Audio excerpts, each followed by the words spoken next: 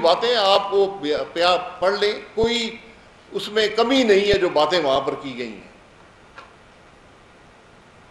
تو ہم پہلے دن سے کہہ رہے ہیں کہ ملک کے اندر جو نیب ہے اس کا صرف ایک مقصد تھا اور آج بھی وہی مقصد ہے، سیاستدان کو بدنام کرنا، سیاستدان پر بے بنیاد الزام لگانا، اس کی حد تک کرنا اور سیاسی نظام کو تباہی کی طرف لے جانا.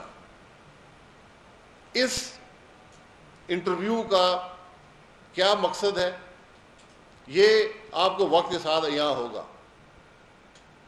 چیئرمین نیب صاحب نے بھی اس انٹرویو میں جو مبینہ انٹرویو جو جب میں تو جاوید چودھری صاحب کی بات پہ مجھے یقین کرنا پڑے گا، لیکن بنیادی حقیقت یہ ہے کہ یا جاوید چودھری صاحب جھوٹ بول رہے ہیں یا چیئرمین نیب جھوٹ بول رہے ہیں.